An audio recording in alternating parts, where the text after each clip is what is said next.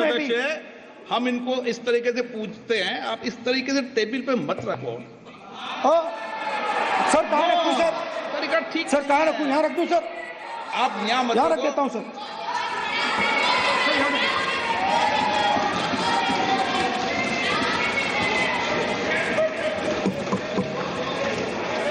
Sir Guru Nanak ji के चित्र में भी आपको अभय मुद्रा दिखाई देगा। गुरु नानक जी भी कहते हैं कि डरो मत, डराओ मत। और पंजाब से गुरु नानक जी मेक्का तक गए, थाईलैंड तक गए, अफगानिस्तान गए, श्रीलंका गए, किसी से हिंसा नहीं की, अहिंसा की बात की, सत्य की बात की, और किसी को उन्होंने अपनी जिंदगी में नहीं डराया। उसके बाद जीसस क्राइस्ट की इमेज देखिए, उसमें भी आपको अभय मुद्रा दिखाई देगा। जीसस क्राइस्ट की इमेज में भी अभय मुद्रा, डरो मत, डराओ मत। और जीसस क्राइस्ट ने कहा कि अगर आपको कोई थप्पड़ मारता है तो दूसरा गाल दिखा दो। उसके बाद बुद्ध भगवान, अभय मुद्रा।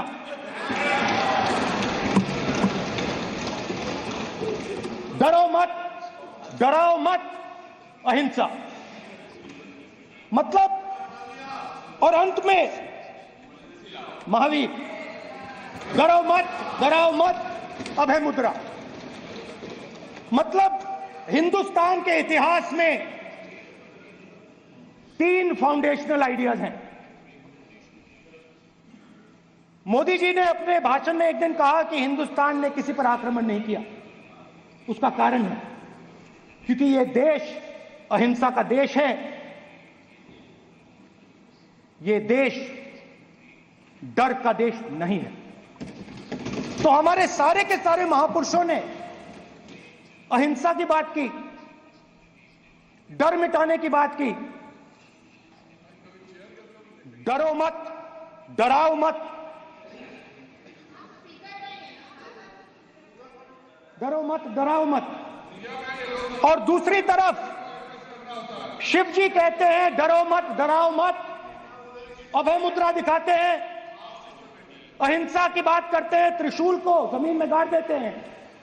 और जो लोग अपने आप को हिंदू कहते हैं वो 24 घंटा हिंसा, हिंसा, हिंसा, नफरत, नफरत, नफरत, असत्य, सत्य, असत्य।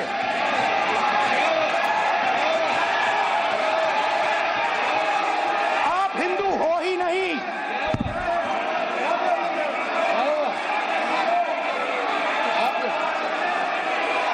Just get me that picture of Shiva. I'm inside because of this.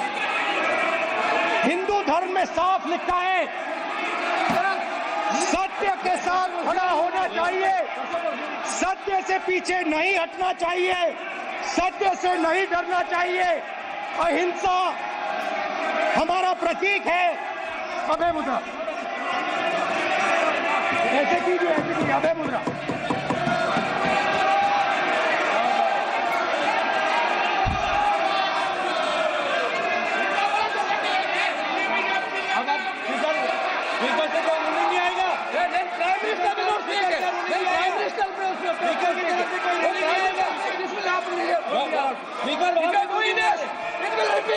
भाई भाई भाई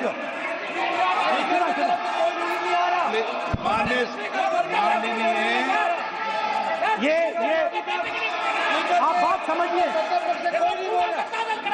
आप बात समझिए। ये इसलिए चिल्ला रहे हैं क्योंकि तीर जाके दिल में लगा है, दिल में जाके तीर लगा है, इसलिए ये चिल्ला रहे हैं। देखो चुप हो गए, देखिए स्पीकर साहब चुप हो गए सब।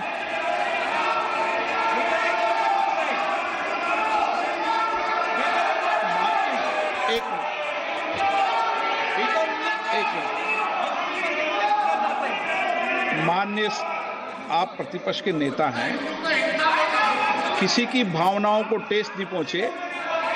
सर मुझे बोलने में ध्यान रखना चाहिए। ये जो ये विषय बहुत गंभीर है। पूरे हिंदू समाज को हिंसक कहना ये गंभीर विषय है। बीजेपी को आपको नहीं, नरेंद्र मोदी जी पूरा हिंदू समाज नहीं है, बीजेपी पूरा हिंदू समाज नहीं है, आरएसएस पूरा हिंदू समाज नहीं है।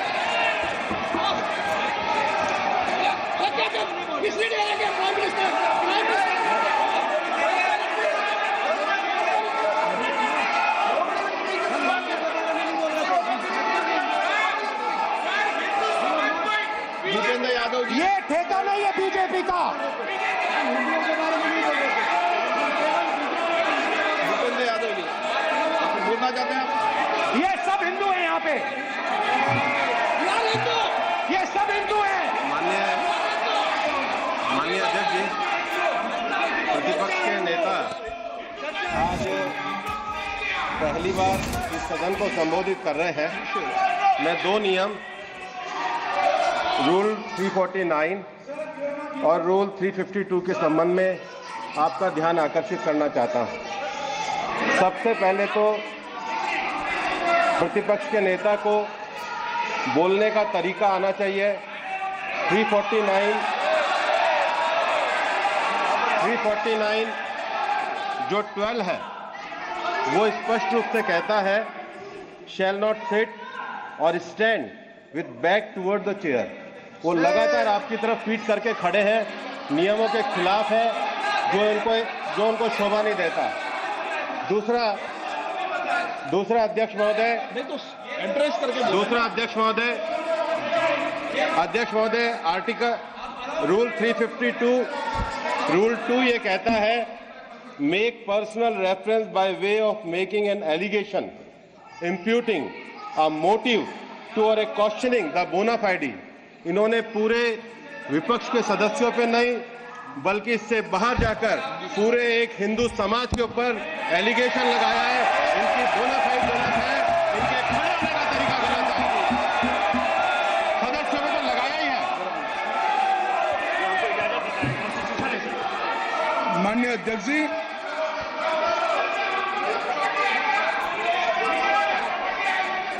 गृह मंत्री जी, नो आप डिबेट में गृह मंत्री जी।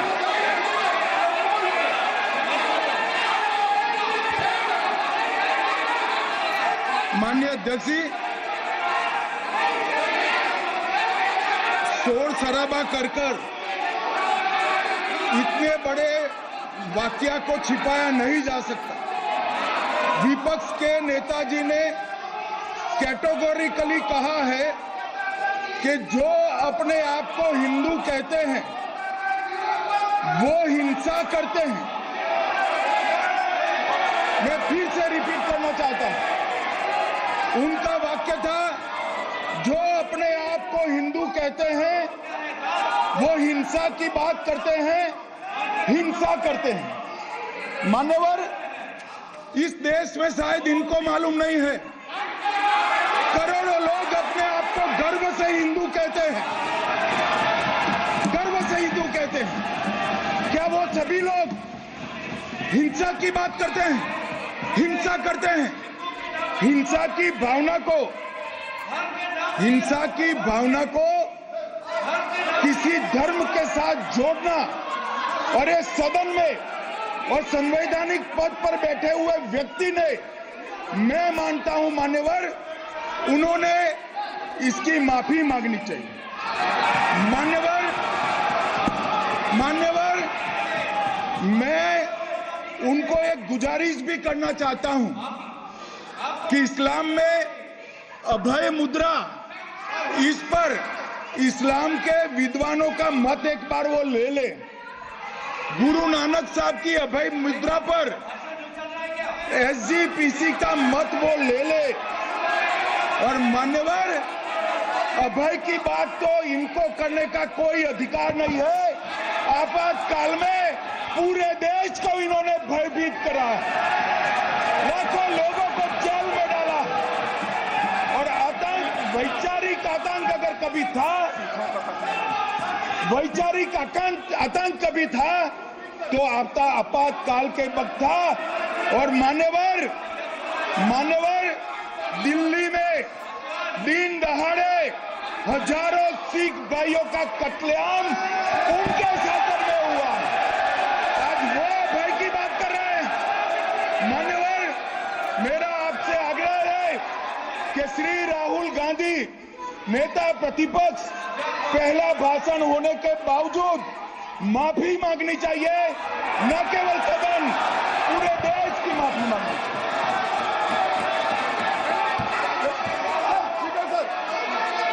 सर,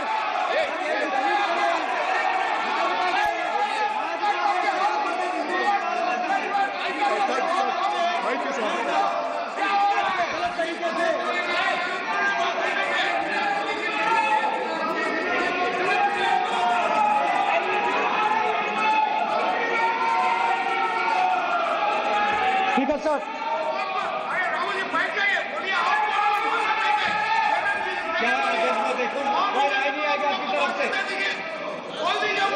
तो कल प्रधानमंत्री मोदी जी के समय भी सर आप ऐसे रहिए सर।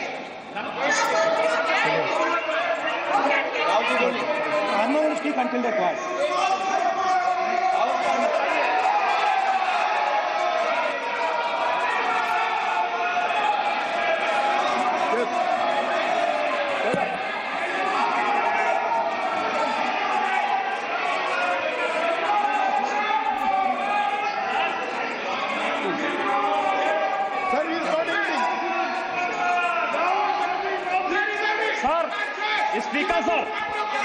स्पीकर सर, ये संविधान की बात कर रहे हैं सर, और इसी संविधान का आर्टिकल 25 कहता है कि किसी भी धर्म के ऊपर कोई भी व्यक्ति किसी को हिंसावादी करार नहीं दे सकता है। और इन्होंने हिंदू को हिंसावादी कहा है सर। संविधान का इन्होंने अपमान किया है, संविधान की झूठी दुहाई दी है। इनको माफी मांगनी चाहिए सर। ये आर्टिकल 25 है सर संविधान का। सर, इनको माफी मांगनी चाहिए। आर्टिकल 25 जो है संविधान, और ये देश संविधान से चलता है, ये पार्लियामेंट संविधान से चलता है सर। इनको माफी मांगनी चाहिए सर। ये संविधान से ऊपर नहीं है सर। कांग्रेस संविधान से ऊपर नहीं है। आर्टिकल 25, कल्याण बनर्जी बताए आर्टिकल 25 क्या था? आप उनको कहिए आप लोग का है क्या? पार्लियामेंट में आप लोग का है? आप लोग का जमींदारी है क्या? क्या समझते हो? पार्लियामेंट में आप लोग का जमींदारी है क्या? जमींदारी बिठा दी।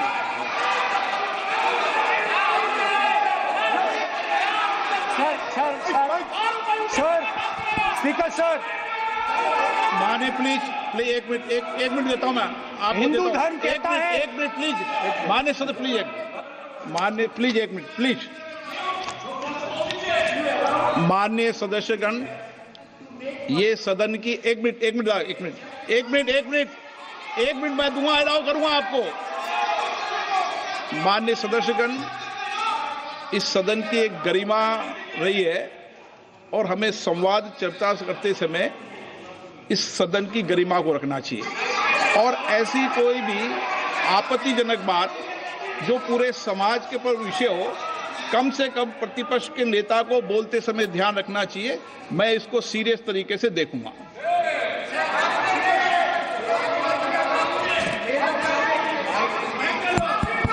सर, अगर आप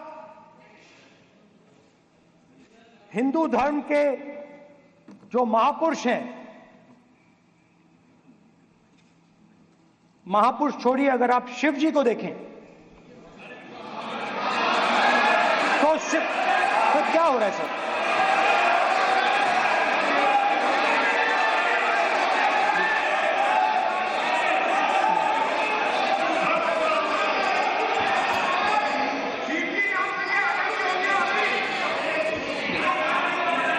अगर आप शिव जी को देखें तो उनकी इमेज से आपको पता लगता है कि हिंदू डर नहीं फैला सकता, हिंदू हिंसा नहीं फैला सकता, हिंदू नफरत नहीं फैला सकता।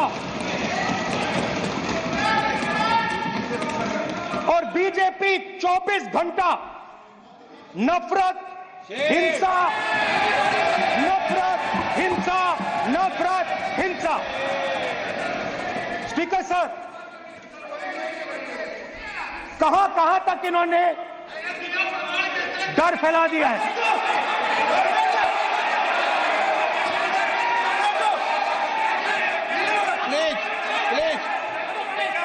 सर, कहां कहां तक इन लोगों ने डर फैला दिया। मैं आपको अयोध्या से शुरू करता हूं। सर नमस्कार।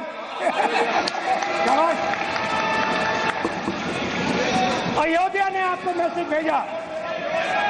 अयोध्या ने राम भगवान, मेरा व्यवस्था का सवाल है।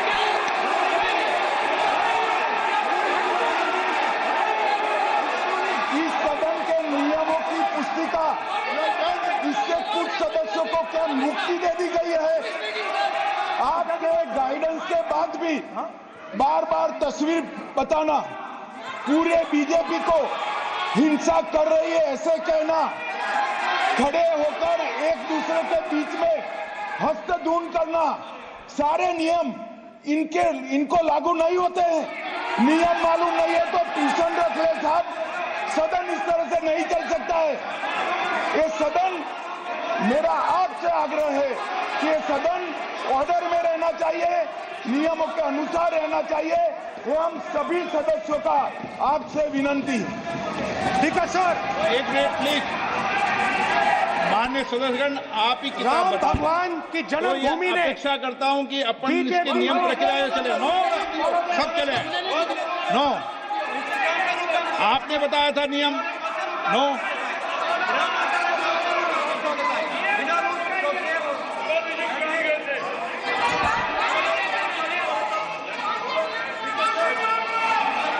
माइक दीजिए सर। हाँ सर, मेरा सवाल है सर, इस माइक का कंट्रोलर किसके हाथ में? प्लीज बैठिए, बैठिए सर ये ऑफ होता है, प्लीज बीच माने में ऑफ हो बैठिए जाता है। प्लीज। ये बार कई बार विषय उठ गई और बहुत गंभीर, और माननीय सदस्य, आप प्रतिपक्ष के नेता हैं, आप सदन के बाहर भी ये बात कहते हैं कि माइक बंद कर देते हैं। मैंने कई बार आग्रहपूर्वक किया कि आसन पर इस तरीके का आरोप नहीं लगाए। नो, प्लीज बात सुनिए। आसन पर सभी दल के, प्लीज, आसन पर सभी दल के लोग बैठते हैं और सभी दल के लोग सभापति तालिका पे हैं, और सब जानते हैं कि एक व्यवस्था होती है, जिस भी माननीय सदस्यों को आग्रह किया जाता है बोलने का वो बोला जाता है, और जिसको आग्रह नहीं किया जाता उसका माइक चालू नहीं होता। आप बोलने के लिए खड़े, आपका माइक कभी बंद नहीं हुआ, कभी बंद नहीं हुआ। आप अगर आसन में जो भी विराज रहे हैं वो अगर आपका नाम नहीं पुकारते हैं तब माइक चालू नहीं होता। ये व्यवस्था हमेशा इस सदन की रही है, पुराने में भी और नए में भी। कभी आसन पे व्यक्ति पर माइक का कंट्रोल नहीं होता। दूसरा, माननीय प्रतिपक्ष के आप नेता हैं और आपसे ये अपेक्षा की जाती है कि आप लोकसभा की प्रक्रिया का, संचार नियम का पालन करें, संविधान की जो व्यवस्थाएं दे रखी है उसकी पालन करें, और सदन में बोलते समय किसी भी धर्म को के ऊपर ऐसा आक्षेप नहीं करें जिससे पूरे देश के अंदर विषय पैदा हो। यह आपसे अपेक्षा की जाती है। सर, मैं बिल्कुल आपकी रिस्पेक्ट करता हूं स्पीकर सर, मगर मेरे भाषण के बीच में सच्चाई ये है कि माइक ऑफ हो जाता है। मैं क्या करूं, हो जाता है वो। अब आपने देखा मैंने अयोध्या शब्द यूज किया और माइक ऑफ हो गया। नो, अरे ये प्रधानमंत्री मोदी जी के टाइम में आधा आधा कह रहा है क्या? तो अयोध्या ने राम भगवान की जन्मभूमि, प्लीज ब्रदर, राम भगवान की जन्मभूमि ने बीजेपी को मैसेज दिया और ये आपके सामने मैसेज बैठे हुए हैं। मैंने इनसे पूछा, कल कॉफी पी, इनसे मैंने पूछा बताइए, मैंने पूछा कि बताइए ये हुआ क्या। बीजेपी ने राम मंदिर का इनॉग्रेशन किया, बोलने दीजिए, राम मंदिर का इनॉग्रेशन किया। अरे भाई आप हार गए, उसको करिए। नाम बोलने की कोई जरूरत नहीं, मैं भाषण दे रहा हूं, आप नहीं दे रहे हो।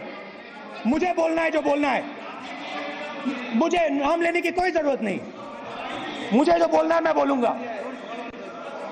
तो अयोध्या ने मैसेज दिया और मैंने इनसे पूछा कि हुआ क्या, और इनका जवाब आया।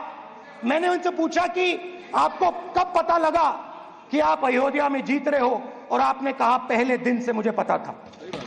सही बात।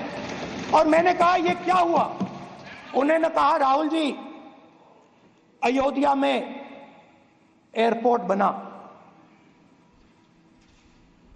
अयोध्या की जनता से जमीन छीनी गई और आज तक उन्हें मुआवजा नहीं मिला है। उन्होंने कहा, सही बात, उन्होंने कहा कि अयोध्या में जो भी छोटे छोटे दुकानदार थे, जो भी छोटी छोटी बिल्डिंग्स थी, उन सारों को तोड़कर गिरा दिया गया और उन लोगों को सड़क पर कर दिया गया। इन्होंने यह भी कहा कि अयोध्या के इनॉग्रेशन में अयोध्या की जनता को बहुत दुख हुआ, क्योंकि इनॉग्रेशन में अदानी जी थे, अंबानी जी थे, मगर अयोध्या का कोई नहीं था। और ये कारण था कि अयोध्या की जनता में, उनके दिल में नरेंद्र मोदी जी ने भय डाल दिया। उनकी जमीन ले ली, उनके घर गिरा दिए और फिर अयोध्या के गरीब लोगों को, किसानों को, मजदूरों को मंदिर के इनॉग्रेशन तक नहीं जाने दिया। मंदिर के इनॉग्रेशन छोड़ो, उसके बाहर भी नहीं जाने दिया। और इसीलिए अयोध्या की जनता ने सही मैसेज भेजा। अच्छा, इन्होंने मुझे एक और बात बोली, 3 बार इन्होंने कहा कि 3 बार नरेंद्र मोदी ने टेस्ट किया, 2 बार क्या मैं अयोध्या से लड़ जाऊं, और सर्वेयर्स ने कहा अयोध्या में मत लड़ जाना, अयोध्या में मत लड़ जाना, अयोध्या की जनता हरा देगी। और इसीलिए प्रधानमंत्री वाराणसी गए और वहां बच के निकले।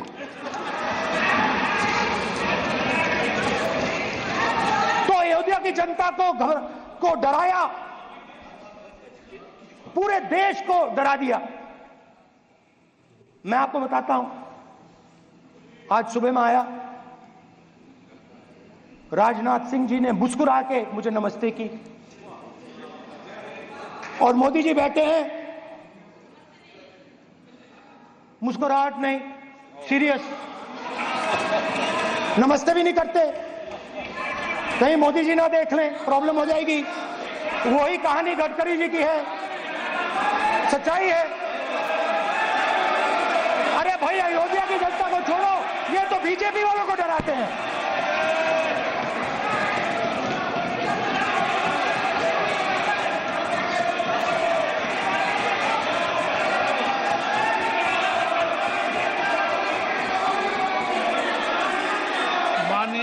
सर क्या है? माननीय प्रतिपक्ष के नेता, एक मिनट, माननीय प्रतिपक्ष के नेता, आप सदन के वरिष्ठ नेता हैं, मेरा आपसे आग्रह है कि राष्ट्रपति अभिभाषण पर डिबेट हो रही है, इसकी गरिमा, राष्ट्रपति अभिभाषण की गरिमा रखे ना। ये तो अपेक्षा आपसे सब करते हैं कि आप राष्ट्रपति अभिभाषण पे बोले, नीतियां पे बोले, कार्यक्रमों में बोले। अब व्यक्तिगत रूप से नहीं, अगर आप ये उचित मानते हैं क्या? स्पीकर सर, ये उचित है? अगर आपकी पार्टी इसी को उचित मानती है तो मुझे कुछ नहीं कहना। स्पीकर सर, माननीय अध्यक्ष जी, लोकतंत्र ने और संविधान ने मुझे सिखाया है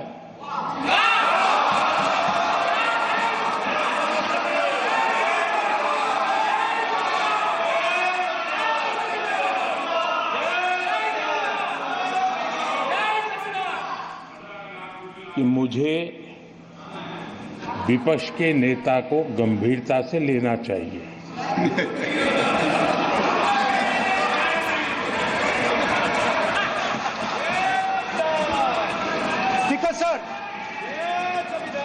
स्पीकर सर, आपने कहा कि डिबेट प्रेसिडेंट्स एड्रेस पे होनी चाहिए। ये जो मैंने किया है, अनुराग ठाकुर जी ने अयोध्या की बात की थी, अनुराग ठाकुर जी ने सनातन धर्म पर आक्रमण की बात की थी, इसीलिए मैंने ये किया है।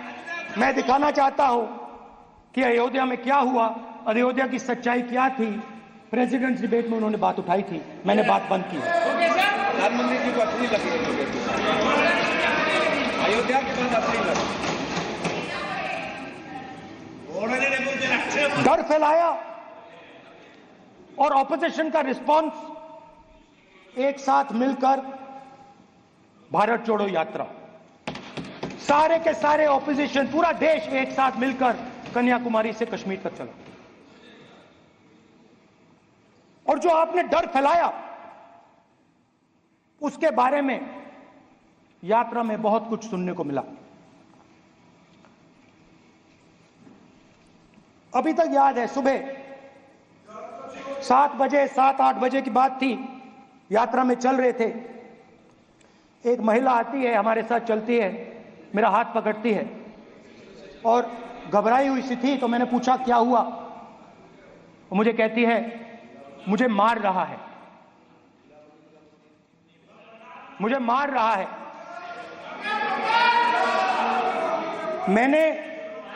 मैंने पूछा कौन मार रहा है, कौन मार रहा है?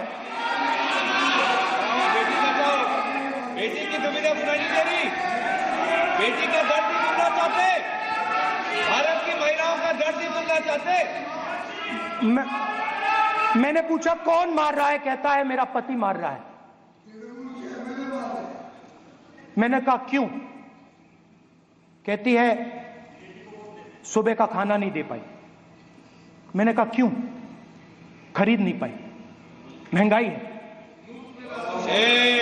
महंगाई है, खरीद नहीं पाई, खाना नहीं पका पाई, इसलिए मुझे मार पिट रही है।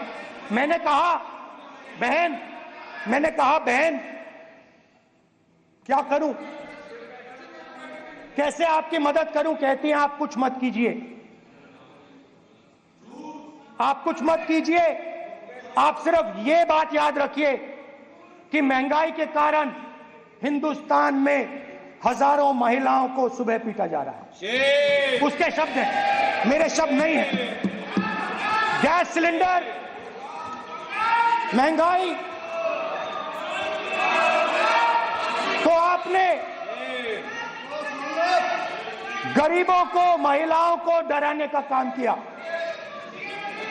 शिव जी कहते हैं डरो मत, डराओ मत। आपने हिंदुस्तान की महिलाओं को महंगाई से हर रोज डराया है। कुछ दिन पहले मैं पंजाब में अग्निवीर के परिवार से मिला, अग्निवीर के परिवार से मिला। छोटा सा घर था, छोटा सा घर था।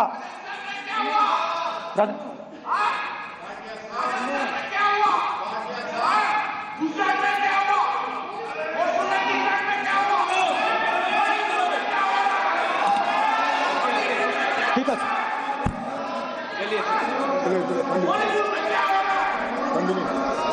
छोटे से घर में अग्निवीर शहीद हुआ, लैंडमाइन ब्लास्ट में शहीद हुआ। मैं उसे शहीद कह रहा हूं, मगर हिंदुस्तान की सरकार उसे शहीद नहीं कहती।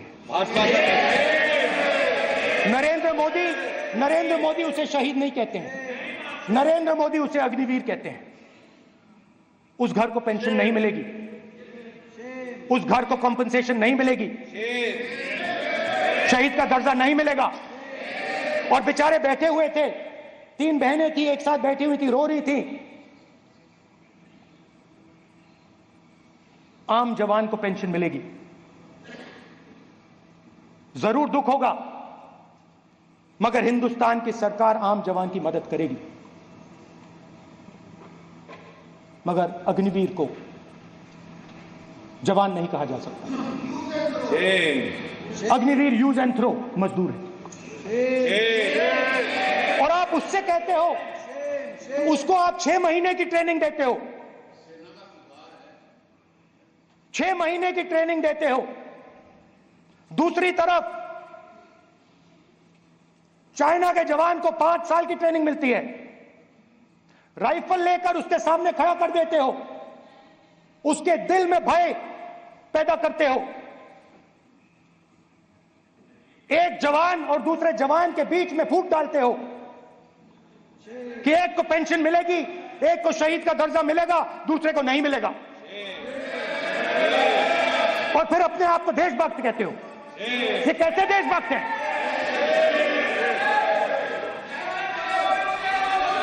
फिल्म स्टार जैसी फोटो थी उस लड़के की, फिल्म स्टार, बॉलीवुड स्टार की फोटो थी। मैं सोच रहा था, देखो इस युवा ने जान दी। स्पीकर सर,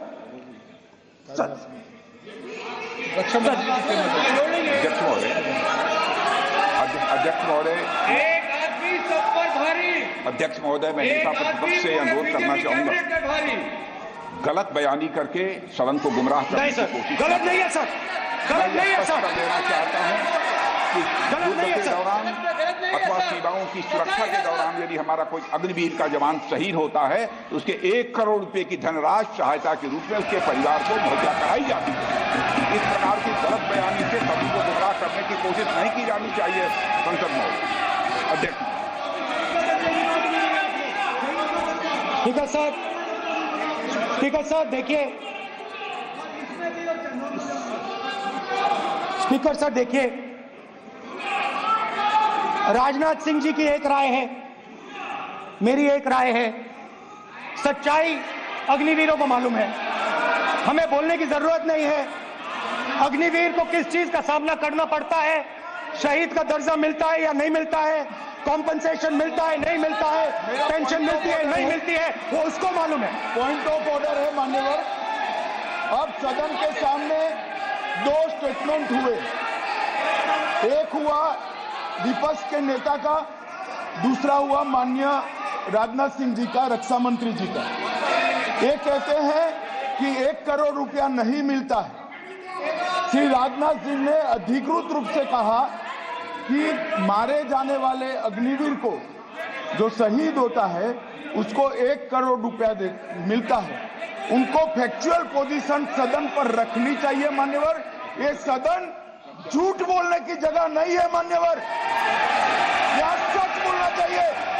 और अगर ये नहीं रखते हैं तो उनको ये सत्यापन नहीं करते अपने स्टेटमेंट का, तो उनको सदन और देश से और अग्निवीरों से माफी मांगनी चाहिए माननीय।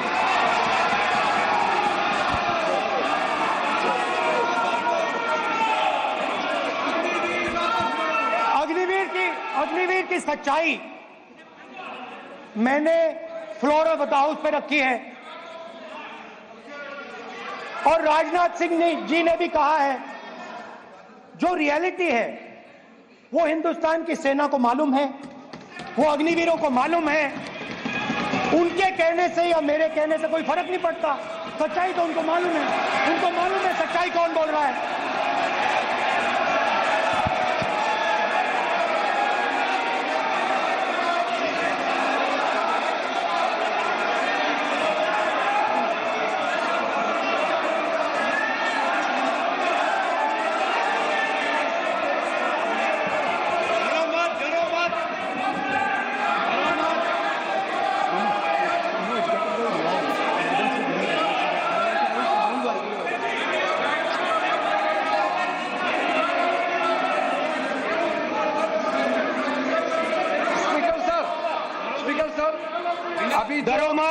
डरो मत। मेरा छोटा सा अनुभव है, क्योंकि सर ये विषय गंभीर है और अभी माननीय गृह मंत्री जी ने जो बात रखे हैं कि 2 स्टेटमेंट जो रक्षा मंत्री जी ने बताया सदन को और माननीय विपक्ष के नेता राहुल गांधी जी ने जो स्टेटमेंट रखा है, इसमें इन्होंने जो कहा है कि रक्षा मंत्री बोलने से क्या फर्क पड़ता है, इतना हल्का फुल्का कैसे स्टेटमेंट दे सकता है लीडर ऑफ ऑपोजिशन।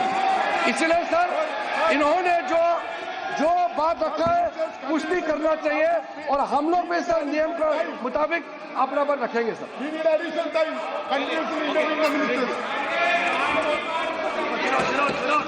और स्पीकर सर और स्पीकर सर, देश की सेना जानती है, पूरा देश जानता है कि अग्निवीर स्कीम सेना का स्कीम नहीं है, पीएमओ का स्कीम है। और पूरी सेना जानती है कि स्कीम प्राइम मिनिस्टर का ब्रेन चाइल्ड था, स्कीम सेना का ब्रेन चाइल्ड नहीं था। जैसे नोटबंदी की गई वैसे ही आर्बिट्री तरीके से। अध्यक्ष महोदय,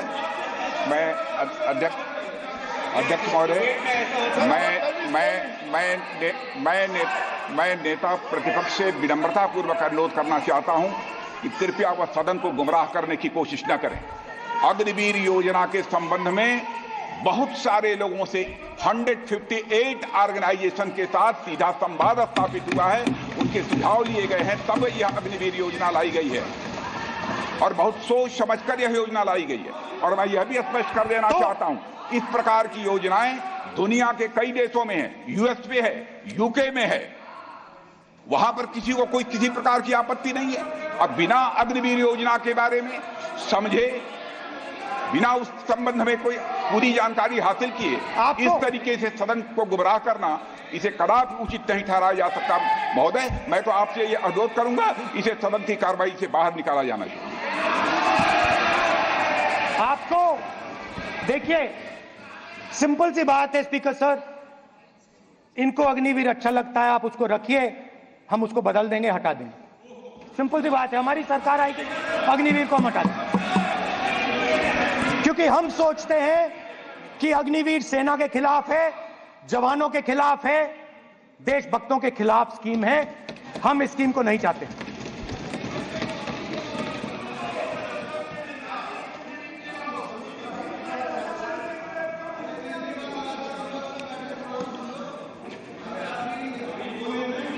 पहली बार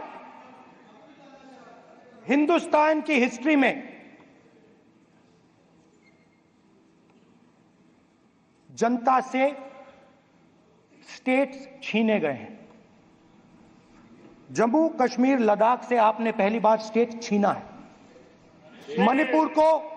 मणिपुर को आपने सिविल वॉर में डुबा दिया है। मणिपुर को आपने और आपकी योजनाओं ने, आपकी पॉलिटिक्स ने जला दिया है। और आज तक हिंदुस्तान के प्रधानमंत्री मणिपुर नहीं गए हैं। ऐसा लगता है कि मणिपुर हिंदुस्तान का प्रदेश ही नहीं। प्रधानमंत्री के लिए मणिपुर स्टेट ही नहीं है। मणिपुर में सिविल वॉर हो ही नहीं रही है। और एक बार बयान दिया हमने, मतलब प्रेशर लगाया, हम गए, हमने प्रधानमंत्री से कहा एक मैसेज दे दीजिए, मणिपुर चले जाइए, जनता की वहां रक्षा कीजिए। नहीं,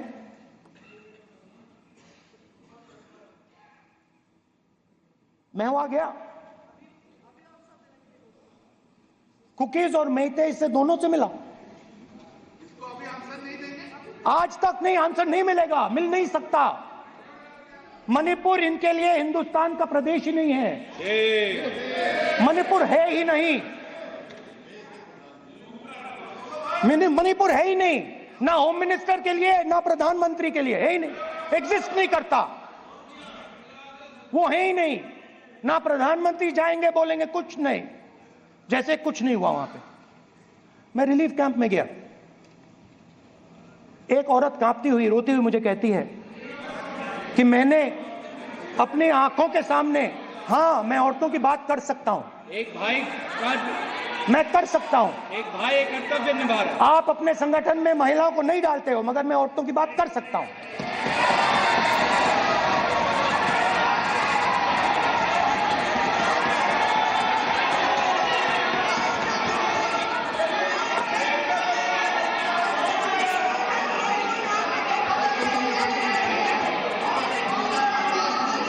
मुझे कहती है मैंने अपने आंखों के सामने, मेरे आंखों के सामने मेरे बच्चे को गोली मारी गई। मैं भागना नहीं चाहती थी, मैं मरना चाहती थी, उसके साथ मरना चाहती थी। मुझे घसीट के वहां से ले गए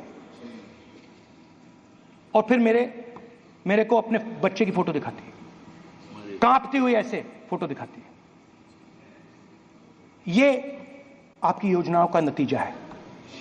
आपको शर्म आनी चाहिए।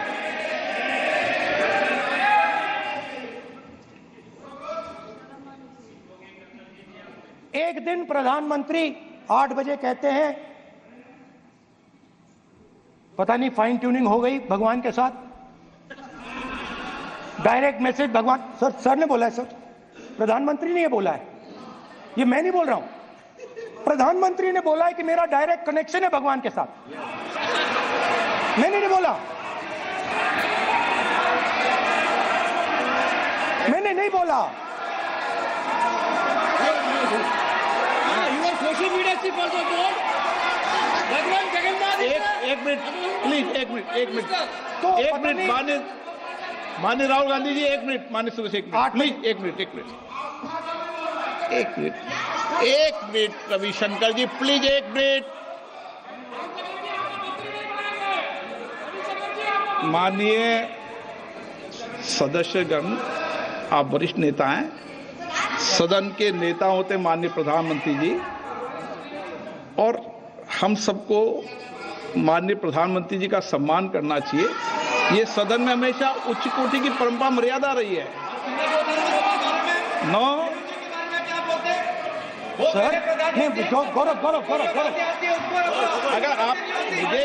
अगर आपको स्पीकर सर, मैं पुरानी पार्टी है। गौरव, स्पीकर सर, मैं रिस्पेक्ट कर रहा हूं। ये प्रधानमंत्री के शब्द हैं, मेरे शब्द नहीं हैं। ये प्रधानमंत्री जी ने कहा है, पब्लिक में, मीडिया को कहा है कि मैं बायोलॉजिकल नहीं हूं, मेरा डायरेक्ट कनेक्शन भगवान के साथ है। मैं नहीं बोल रहा हूं, प्रधानमंत्री मोदी जी ने बोला है। तो पता नहीं उस टाइम 8 बजे भगवान का मैसेज आया होगा हिंदुस्तान, वही। मगर फिर श्री राम ने आपको दूसरा मैसेज दे दिया अयोध्या में। भगवान का मैसेज आया होगा, मोदी जी नोटबंदी कर दीजिए। नोटबंदी कर दिया, डायरेक्ट ऊपर से आया मैसेज, ऑर्डर आया खटाक।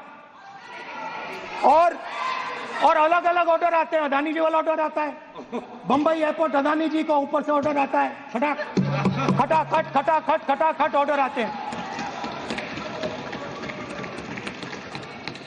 तो नोटबंदी कर दी। स्मॉल और मीडियम बिजनेसेस जो हैं, जो हिंदुस्तान की रोजगार की रीढ़ की हड्डी है, बैकबोन है, उड़ा दिया, खत्म कर दिया। आज नतीजा यह है कि ये जो भी करना चाहे करें, हिंदुस्तान के युवाओं को रोजगार नहीं मिल सकता। Job creation backbone is broken, finish, खत्म। नोटबंदी की, गलत जीएसटी लागू की, उड़ा दिया। अब मैं सोचता हूं, पहले मैं सोचता था ये पता नहीं कैसे हुआ, अब मैं समझता हूं कि ये अदानी जी, अंबानी जी जैसे लोगों के लिए किया गया था। ये रास्ता साफ करने का तरीका था, रास्ता साफ करने का तरीका था। इनकम टैक्स डिपार्टमेंट उनके पीछे पड़ा रहता है। जीएसटी, डिमोनेटाइजेशन, 24 घंटा उनको तंग करते हैं। उनके कैश फ्लो को रिस्ट्रिक्ट करने की कोशिश करते हैं, कैश फ्लो को क्रश करने की कोशिश करते हैं कि वो परे हट जाएं और अरबपति उनकी जगह ले लें। आप किसी भी छोटे व्यापारी से पूछ लो, किसी भी स्मॉल मीडियम बिजनेस ओनर से पूछ लो, ये आपको बता देगा। गुजरात में मैं गया, टेक्सटाइल ओनर्स के साथ मेरी बात हुई, मैंने उनसे पूछा नोटबंदी क्यों हुई, जीएसटी क्यों हुई, साफ बोला अरबपतियों की मदद करने के लिए जीएसटी और नोटबंदी की गई है। नरेंद्र मोदी जी अरबपतियों के लिए काम करते हैं,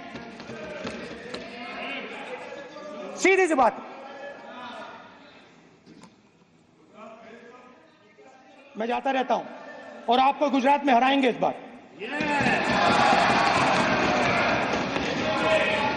आप लिख के ले लो, आपको ऑपोजिशन इंडिया गठबंधन गुजरात में हराने जा रहा है।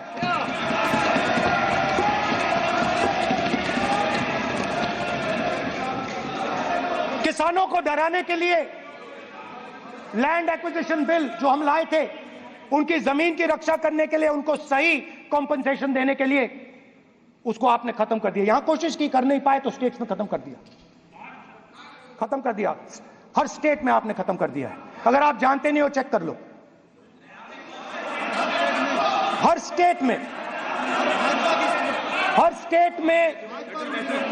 हर भाजपा की स्टेट में खत्म कर दिया। सर हर भाजपा रूल स्टेट में खत्म किया है, हर भाजपा की रूल स्टेट में खत्म किया है, हर भाजपा की रूल स्टेट में खत्म किया है। स्पीकर सर,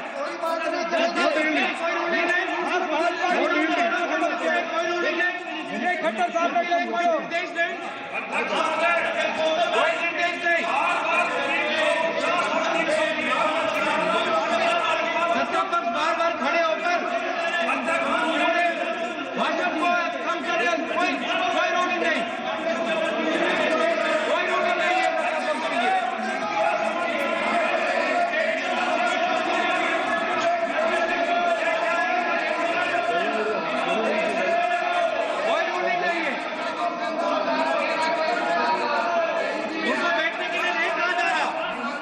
इनको बैठने के लिए नहीं कहा जा रहा, सत्ता पक्ष डिस्टर्ब कर रही है सर। अध्यक्ष महोदय सत्ता पक्ष डिस्टर्ब कर रहे हैं, किसानों को ये देखिए सर,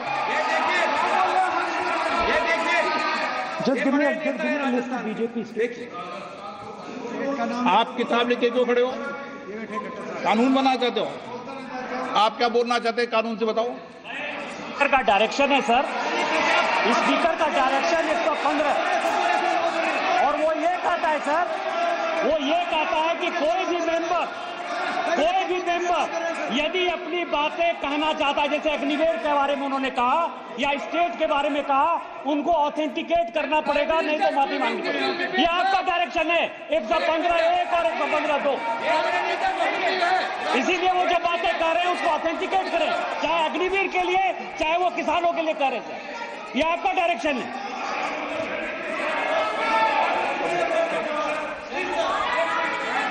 तो किसानों को जो हमने लैंड एक्विजिशन बिल तैयार किया था सही मुआवजा दिलाने के लिए, उसको आपने रद्द किया।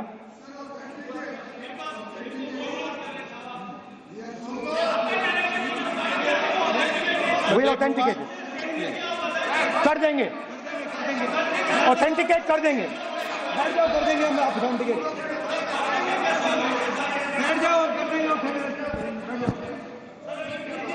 उसके बाद किसानों को डराने के लिए, याद रखिए शिव जी कहते हैं डरो मत डराओ मत, किसानों को डराने के लिए आप 3 नए कानून लाए। प्रधानमंत्री ने उनसे कहा कि ये आपके फायदे के कानून हैं। सच्चाई थी कि वो अदानी जी अंबानी जी के फायदे के कानून थे। हिंदुस्तान के सारे किसान खड़े हो जाते हैं। आज तक सड़क ब्लॉक है। अगर आप वहां जाएंगे, आज तक आपको दिखेगा कि वो सड़क जिस पे किसान आए थे वो आज तक बंद पड़ी हुई है। हरियाणा में 2 जगह किसान खड़े हो गए, कहते हैं नहीं ये हमारा नहीं है। आप हमारे से हमारी मेहनत का फल छीनना चाहते हो, हम इस बात को एक्सेप्ट नहीं करेंगे। आप उनसे बात नहीं करते, आप उनको कहते हो, आप बात नहीं करते।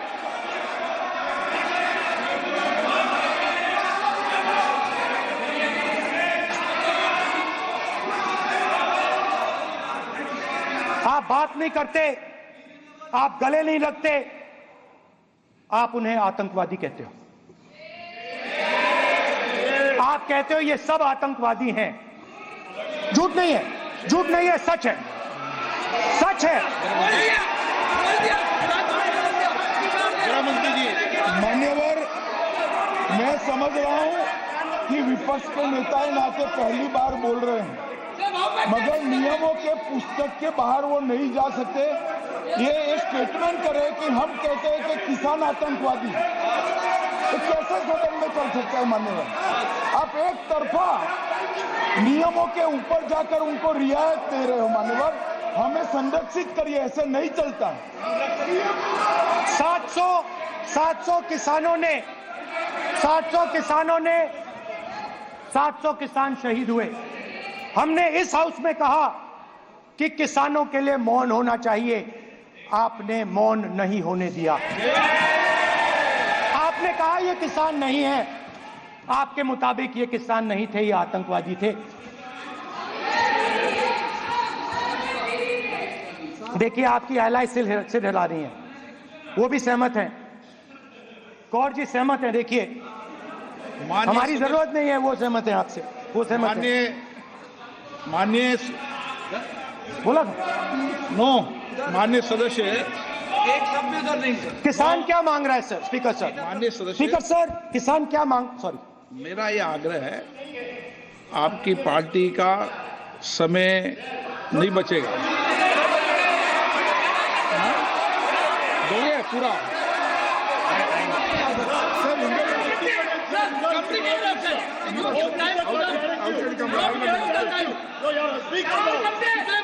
आप नहीं बोलेंगे, ये बोलेंगे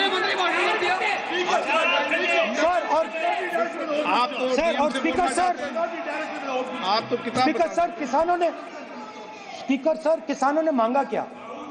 स्पीकर सर, किसानों ने मांगा क्या? स्पीकर ने किसानों ने सिर्फ ये कहा कि अगर 16 लाख करोड़ रुपए अरबपतियों का कर्जा माफ हो सकता है तो हमारा भी थोड़ा सा कर दीजिए। किसान ने यह कहा कि हर प्रोडक्ट के लिए सही प्राइस मिलती है, हमें भी एमएसपी दे दीजिए। और आप लोगों ने कहा किसान का कर्जा माफ नहीं होगा और एमएसपी नहीं मिलेगी।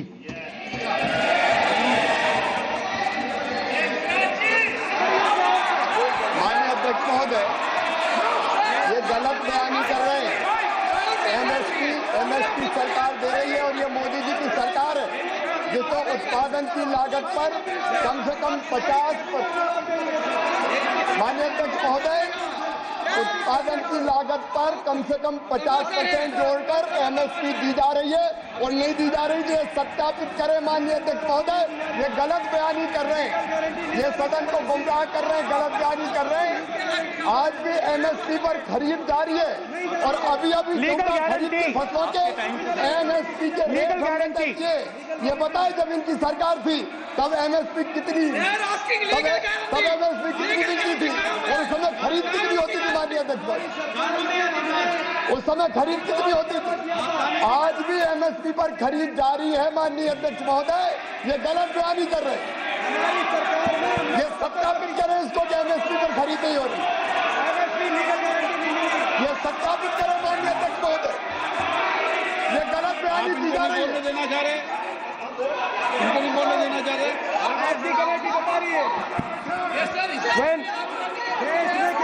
स्पीकर सर, एमएसपी जब मैं speaker sir, MSP with legal guarantee, Speaker sir. The issue is MSP with legal guarantee, not just MSP. MSP is being given. The issue is Kisans want MSP with legal guarantee, which you are not ready to give them. तो किसानों में आपने डर डाला, भय डाला, महिलाओं में महंगाई, गैस सिलेंडर, सेना में अग्निवीर, हर व्यक्ति के लिए आप लोगों ने भय का कोई ना कोई पैकेज दिया, गिफ्ट दिया, तोहफा दिया। स्टूडेंट्स की बात करते हैं।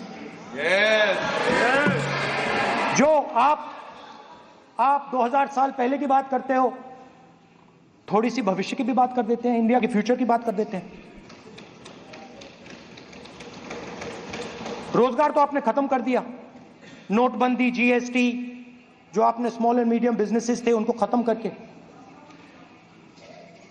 युवाओं को आर्मी में अपॉर्चुनिटी मिलती थी, अग्निवीर उनके लिए आपने दे दिया, वो खत्म कर दिया, रास्ता ब्लॉक कर दिया। पब्लिक सेक्टर को आप प्राइवेटाइज करते हैं, वो रास्ता बंद कर दिया। और अब एक नया फैशन निकला है, नीट।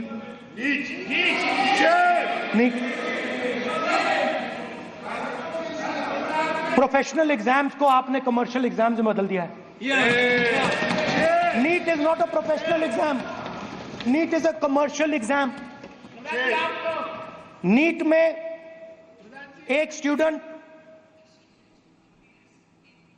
टॉपर हो सकता है, एक्सीलेंट स्टूडेंट हो सकता है, मगर अगर आप उसके पास पैसा नहीं है, मेडिकल कॉलेज में नहीं जा सकता। सिंपल सी बात। नीट का पास मार्क 22% है। वो पूरा का पूरा एग्जाम, सर एजुकेशन मिनिस्टर पूरा का पूरा एग्जाम अमीर बच्चों के लिए बनाया गया है। कोटा में पूरे के पूरे एग्जाम को आपने सेंट्रलाइज किया। हजारों करोड़ रुपए बन रहे हैं, हजारों करोड़ रुपए बन रहे हैं। और कमर्शियल पेपर जो आपने बना रखे हैं, कमर्शियल एग्जाम्स, 7 साल में 70 बार पेपर लीक। प्रेसिडेंट्स एड्रेस में ना नीट की बात होगी, ना अग्निवीर की बात होगी, ये बातें नहीं होंगी। और हमने कहा, हम स्पीकर सर, हमने कहा कि एक दिन का डिस्कशन अलाउ कर दीजिए। हम आपके साथ खड़े होकर इसको रिजॉल्व करना चाहते हैं। इंस्टीट्यूशनल फेलियर है, हम आपकी मदद करना चाहते हैं, रिजॉल्व करना चाहते हैं। सरकार कहती है नहीं, डिस्कशन नहीं होगा, भविष्य का डिस्कशन हो ही नहीं सकता। तो ये हालत है। जहां भी ये देखते हैं, ये सोचते हैं कि भाई भय कैसे पैदा करें, माइनॉरिटीज को डराते हैं। नहीं, कांग्रेस नहीं डरती आपसे, आप कांग्रेस से डरते हो।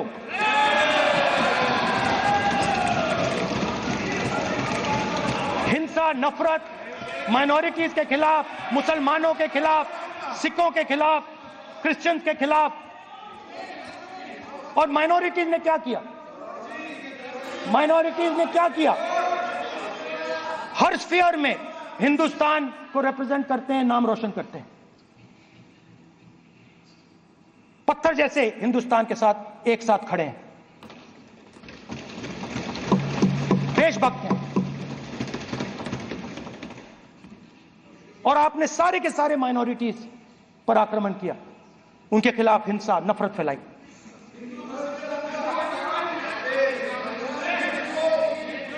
तो शिव जी कहते हैं, सर देखिए मेरा वो हटा दिया आपने सर, वो देखिए सर हटा दिया, कैमरा से हटा दिया।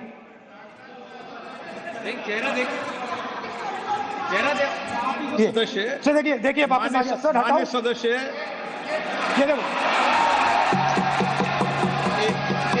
एक मिनट देखा सर आपने? एक मिनट देख लिया? 1 मिनट। ये सर मैं प्लीज 1 मिनट सर मैं सर इतना कहना चाहता हूँ, माननीय सदस्य प्लीज। नहीं ये ठीक नहीं है। नो मैं 1 मिनट माने 1 मिनट प्लीज 1 मिनट।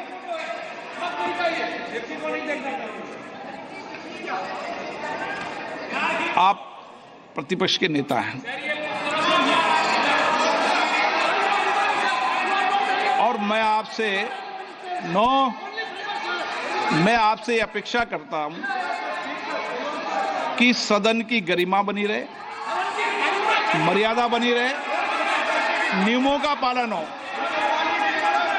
आप खुद मानते हैं शिव जी को भगवान, और उनको बार बार इस तरीके से यहां पर चित्रित करना ये उचित नजर नहीं आता, मुझे लगता है।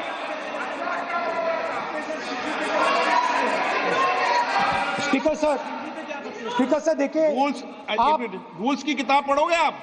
रूल्स में है कि आप कोई भी चित्र को नहीं दिखा सकते सदन में, आप किसी बात का नाम नहीं ले सकते, आप नियम प्रक्रियाओं से नहीं बोल रहे हैं। सदन की मर्यादा, नियम प्रक्रिया इससे चलती है, आपने बनाया, सबने बनाया है। स्पीकर सर,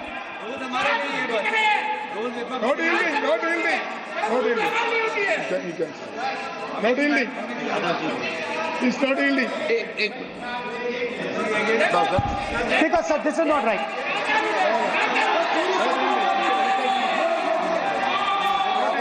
सर, माननीय स्पीकर महोदय, मैं आपका ध्यान रूल 356 की तरफ आकृष्ट करना चाहता हूं। अगर कोई सदस्य स्पीकर साहब के ध्यान में लाने के बाद इररिलेवेंट और लगातार किसी विषय को बार बार दोहराता है, तो आपके पास ये अधिकार है कि आप उस सदस्य को निर्देशित करके रोक सकते हैं। आप अपने अधिकार का प्रयोग करिए। सच्चाई को रोका नहीं जा सकता। बोल ये इविडेंट बोलो, रूल्स बोलो। अच्छा, इनको रूल्स पे चलने दो। हाँ बोलो इविडेंट जी, रूल में नहीं है ये, अब रूल में नहीं है, 349 में कोई चित्र दिखा सकता है? चलिए बताइए रूल। हाँ सुनिए, सुनाओ आप इनको। सर 3492, फिर आपकी भी while house in sitting a member shall not interrupt any member while speaking by disorderly expression or noises or any other disorderly manner. Sir, in the same way, sir, number बोलो sir 349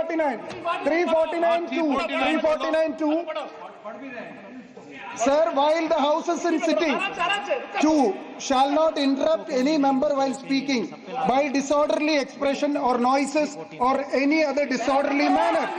Sir, Nishant Dubey, the honorable minister, continuously disturbing the house, intervening the speech. Sir, continuously. Sir, shall maintain silence when not speaking in the house. 349, 2 and 9. Very clear, sir. एक minute,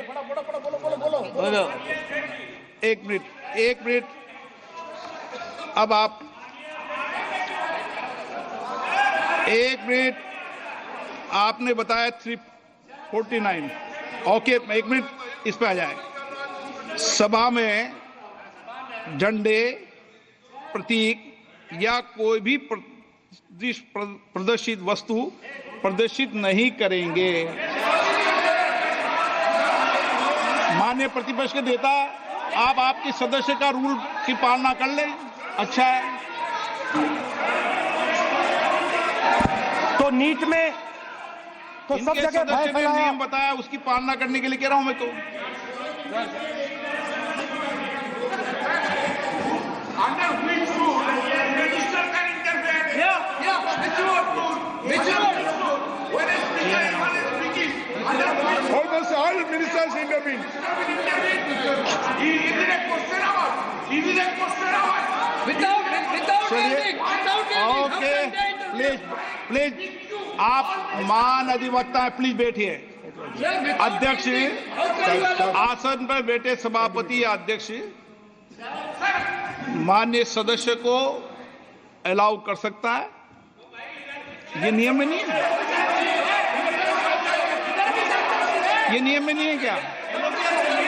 no, कर सकते हैं आप। Rules पे मत चलिए, rules पे चलेंगे तो नो, ये नियम में नहीं लिखा कि एलओपी बोले तो आप बीच में नहीं बोल सकते। नो, अध्यक्ष के आसन की व्यवस्था दे सकते हैं, प्लीज। चलो Sir, you have allowed 2 ministers, 3 ministers, and I want to make very short reference. Read this. 352. A member while speaking shall not make personal reference by way of making an allegation, imputing a motive to or questioning the bona fides of any other member of the House. Okay, Has Rahul Gandhi made reference to any other member? Sir, ये हुआ नहीं। और use utter treasonable, seditious or defamatory words. He is mentioning the name of Shiva. Defamatory. आप क्यों विद्वान में बैठा हूं ना चीज पे, आपको मैं बता दूंगा सब नियम। सर, ये लोग नहीं समझते हैं, may be because of their इनएडिक्वेट knowledge of English, they thought that reference to, he did not make any personal reference. Please. And the next point, Okay. Sir, Rajnath Singh ji made a point on Agniveer. There is a method to correct any wrong statement made in the House. Please read 115(1) of the directions by the Speaker. It says, a member wishing to point out any mistake or inaccuracy in a statement made by a minister or any other member shall, before referring the matter in the House, write to the Speaker pointing out the particulars of the mistake or inaccuracy and seek the permission of the Speaker to raise the matter. Has Rajnath Singh written to you? Has he written to you? No. He has not written. All these things. Shivraj Singh Chouhan sir इतने दिन बाद लोकसभा में अभी आप सुनिए, खड़ा होकर बोलने लगे। माननीय मजाक की जगह है क्या? ये नॉट गिवन मेरे पास you cannot point out mistake or on MSP he made a statement. नहीं, व्हाट राइट ही हैज? आप एक मिनट प्लीज, आपने 352 का हवाला दिया। 352 के अंदर स्पष्ट रूप से लिखा है, कोई भी तथ्य ऐसे कभी भी नहीं बोले जाएंगे जो इस सदस्य का सदस्य नहीं, सदन का सदस्य नहीं है। मैं अपेक्षा करूंगा कि प्रतिपक्ष के नेता इन नियम प्रक्रियाओं की पालना करें। और दूसरा विषय जो माननीय सदस्य ने कहा है 102 के अंदर ही सदन में सभापति या अध्यक्ष किसी भी माननीय सदस्य को बोलने की इजाजत दे सकता है, नियम प्रक्रिया के तहत। नो,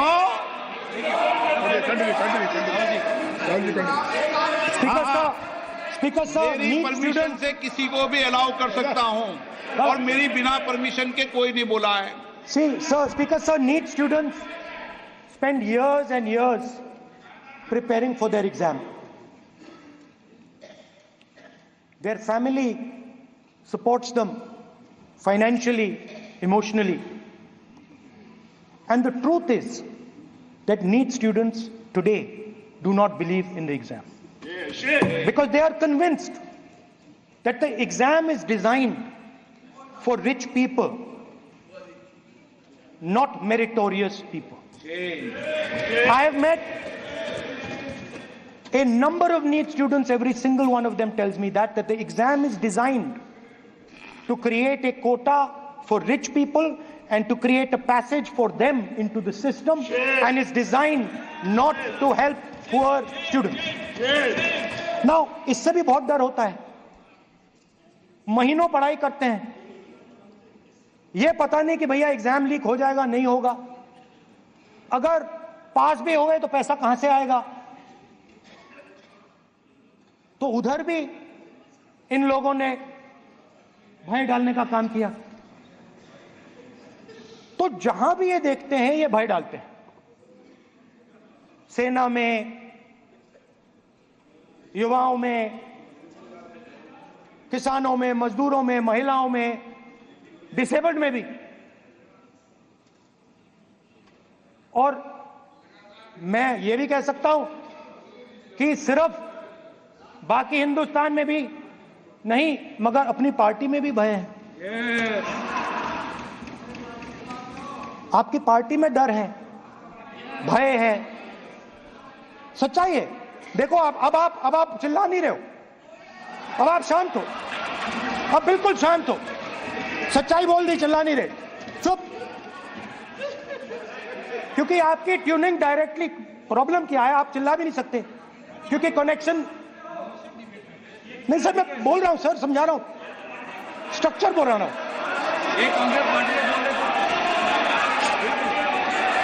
सर लोकतंत्र में पार्टी में डेमोक्रेसी होनी चाहिए। कोई भी इन पार्टियों में कोई भी आके कुछ भी कह देता है। ग्रुप ऑफ 22, 23, 24, 25 सब जो बोलना है बोल देते हैं, मगर आपकी पार्टी में भय है। सत्यमेव जयते, ना डरो ना डराओ। Sir, when I became LOP, I realized something that I had not realized before. And it's also on the lines of the principles of Shiva. It's on those same lines. And the idea was that after becoming LOP, all my personal dreams, my personal aspirations, my personal fears have to be put aside. I am now actually two people. I'm not one person. I'm a constitutional person, and my job is to be leader of the opposition, to represent all these parties equally. In fact, I don't just represent the Congress party, I represent every single party. And I have to treat every single party with love and affection. So when Hemant Soren ji is in jail or Kejriwal is in jail, it should disturb me, it should hurt me. Yes. When you unleash your agencies on these political people, it is our job to defend them. Because there is a constitutional person and an individual. And what Shivji is saying is that when you are a constitutional person, the individual should die. The individual's aspirations, the individual's dreams should die. And you should become the voice of the people. Yes. Meaning that you should have no fantasies, no dreams, nothing. The perfect public representative is one who is actually dead. That is what Shivji is saying. You understand? Now, Speaker sir. Speaker sir, now, my advice.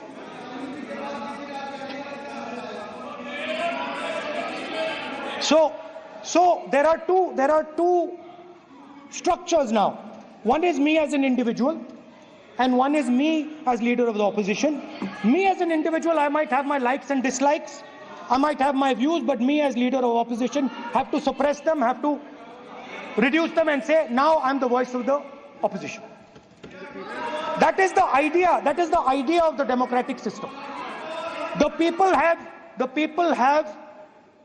given me a responsibility, and that responsibility should overcome my personal likes, dislikes, aspirations. Now, Speaker sir, why I'm saying this? And forgive me for saying this. But when you were being put on that chair, I walked there to help you, to walk with you to the chair. And I shook hands with the Prime Minister and I shook hands with you. And then I walked to your chair. And you are the final arbiter of the Lok Sabha. You're the final word here. What you say fundamentally defines Indian democracy. You don't allow us to speak, you allow us to speak, you allow them to speak, you don't allow us to speak. All these things define Indian democracy. Speaker, sir, there are actually two people sitting in that chair. There is the Speaker of the Lok Sabha, the Speaker of the Indian Union, and there is Mr. Om Birla.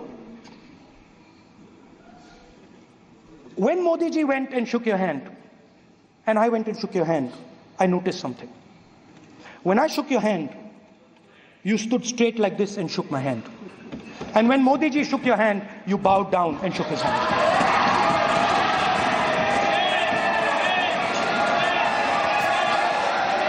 ये आसन के सामने आरोप है, ये chair के सामने आरोप कर रहे हैं माननीय। Now with all respect, sir.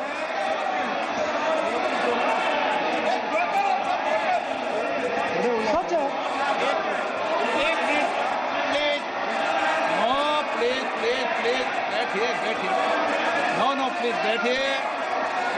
बैठिए प्लीज, प्लीज बैठिए, प्लीज बैठिए, एक minute please, okay please, no. माननीय प्रतिपक्ष के नेता, एक मिनट प्लीज, माननीय प्लीज, नो। प्रतिपक्ष के माननीय नेता, माननीय प्रधानमंत्री सदन के नेता हैं और मुझे मेरी संस्कृति संस्कार ये कहते हैं, व्यक्तिगत जीवन में भी, सार्वजनिक जीवन में भी और इस आसन पर भी, जो हमसे बड़े हैं उनको झुककर नमस्कार करो, मुझे यही सिखाया है। और बराबर वालों से बराबर का व्यवहार करो, यही मुझे सिखाया है। और इसीलिए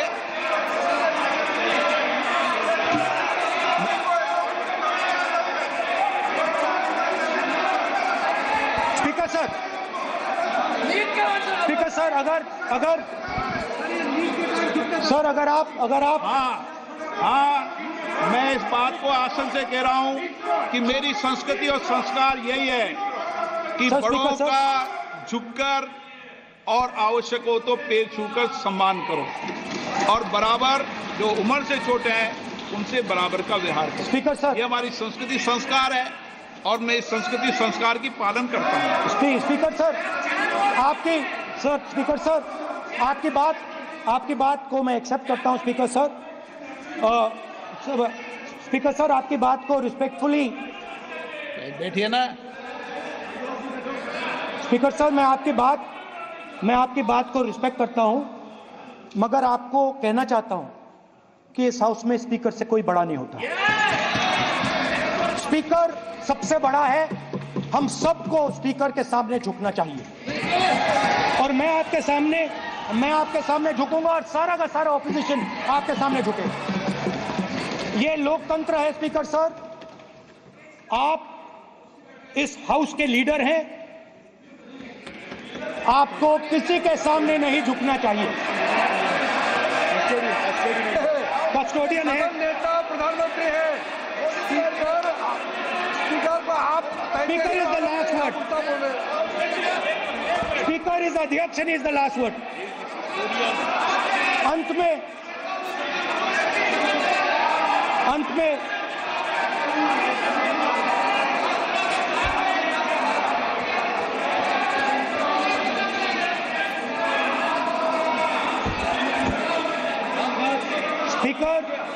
Speaker is the last word in the Lok Sabha, and in that spirit, Speaker is the last word in the Lok Sabha, and in that spirit, as members of the Lok Sabha, we are subservient to the Speaker. I believe that. Now, there might be people in this room who think they are not, but I think the entire opposition believes that we are subservient to you, sir. And we will listen to what you say, and we will bow in front of you. But the only thing I request, Speaker, sir, is it is important that there is fairness in this house. Now, I gave a speech, Speaker, sir, and it was interrupted throughout. Now, this time is going to be taken away from my colleagues. And I think that is unfair. Finally, I'd like to say that the principles that allowed us to fight are in our traditions. truth, courage, non-violence. And they're in all our religions. And what you have come to represent today is untruth, a complete lack of courage and violence. And my recommendation to you, if you take it, this country has a government and you are the government. And you are, whether we like it or not, you are the government of India. Elected by the people. And I agree to that. But I would say to you that as individual members, as the cabinet, you do not spread fear in this country. That you do not spread hatred in this country. That you listen to the farmers of this country, you listen to the students of this country. When the opposition says to you, let's have a debate for one day, have it.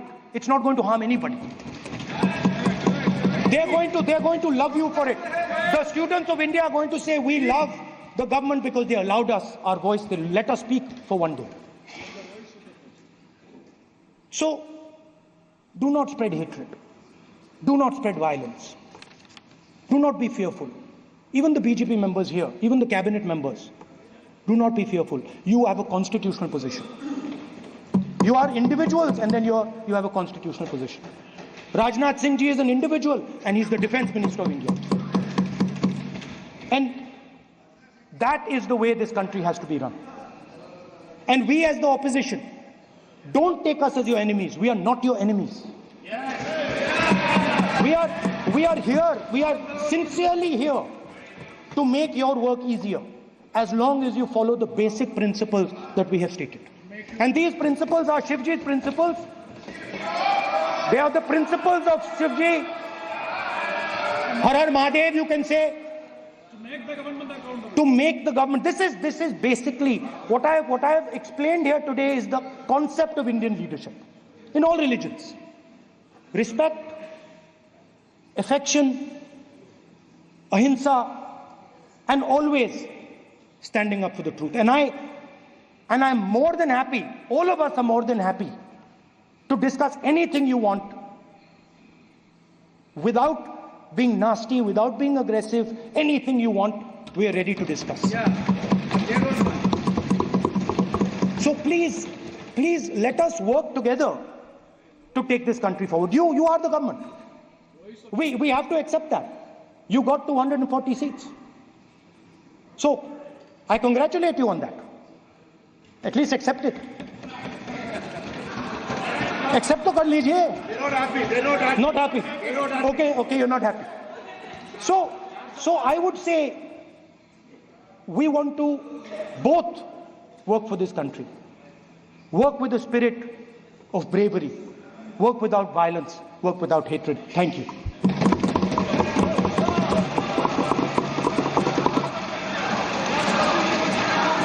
मान्यवर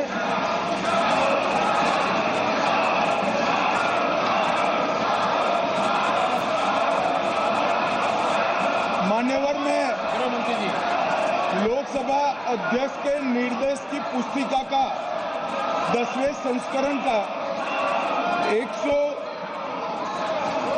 115वां आपके सामने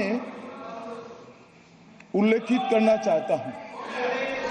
इसके क से घ तक पढ़ेंगे तो ये बहुत स्पष्ट है कि कोई भी मंत्री या सदस्य भाषण देते वक्त तथ्यात्मक चीजें रखता है और सदन के कोई और सदस्य इसको ऑब्जेक्ट करते हैं या चैलेंज करते हैं तो आसन इसको सत्यापित करने का निर्देश दे सकता है।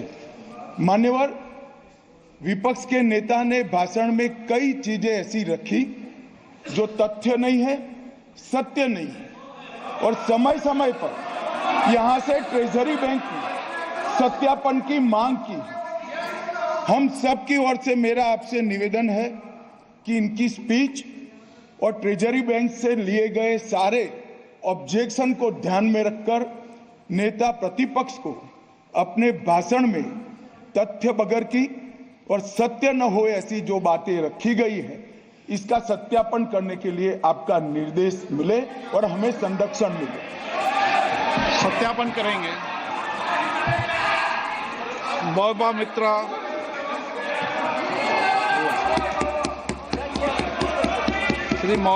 श्रीमती महोबा